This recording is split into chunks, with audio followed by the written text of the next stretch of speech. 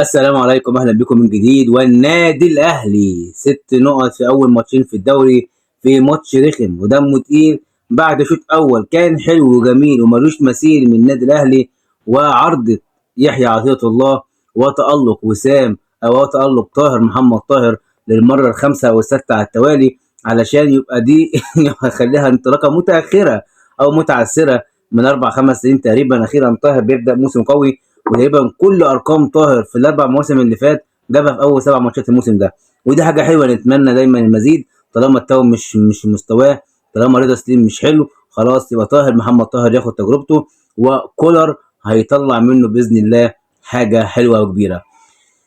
يحيى عطية الله حلو قوي يا جدعان. يا جدعان يحيى عطية الله، لا هي سبحان الله، هي دي اللعيبه المغاربه اللي كانت بتلعبنا على الشناكل وبتطلع عينينا في الماتشات. اخيرا جبنا لاعب فعلا منهم بيعمل الحاجات دي. بص يا جماعه رجليه بيعمل ازاي في الفاولات، في العرضيات، في الكروسات، في اي كورنر.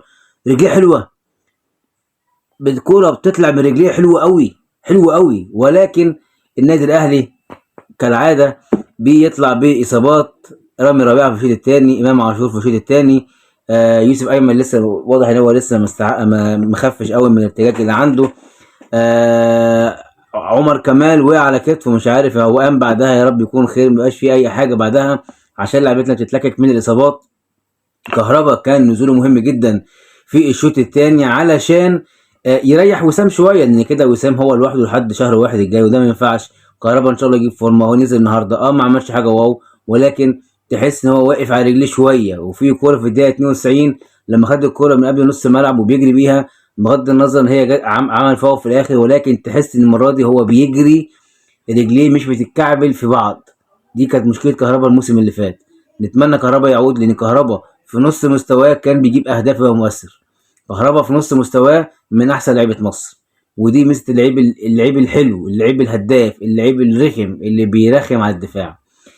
النهارده النادي الاهلي الشوط الثاني ما كانش احسن حاجه، ولكن الشوط الاول كان كويس، وهو ده المطلوب، تجمع نقط. النظام الجديد في البطوله، يعني الدور الاول كله هتاخد نتائجه على اول 9 يروحوا يلعبوا مع بعض في دوري مصغر كده للدوري، والتسعه التانيين يروحوا يتنافسوا على الهبوط.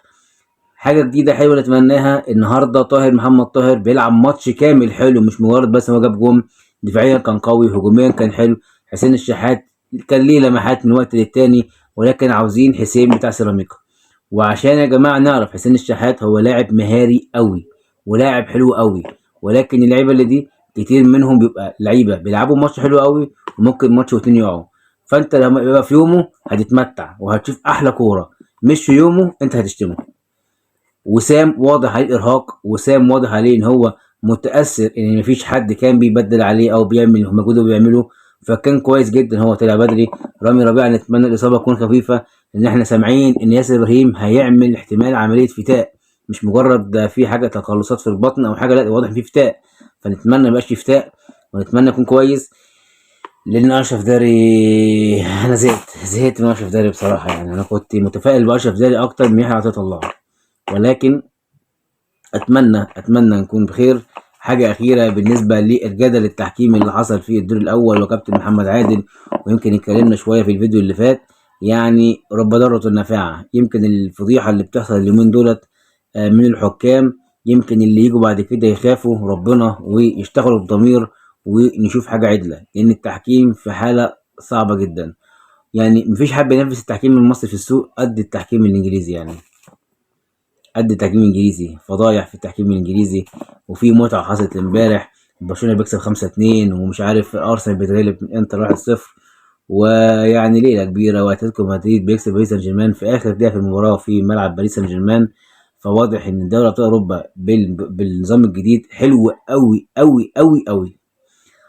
طولت عليكم، مبروك كل اهلاويه، وان شاء الله من فوز لفوز ومن بطوله لبطوله. وما تنساش اللايك والشير وسبسكرايب للقناه، واتمنى رايك لو في حاجه حابب ان انا اضيفها في القناه او اطور حاجه منها، رايك يهمني جدا. والسلام عليكم ورحمه الله وبركاته.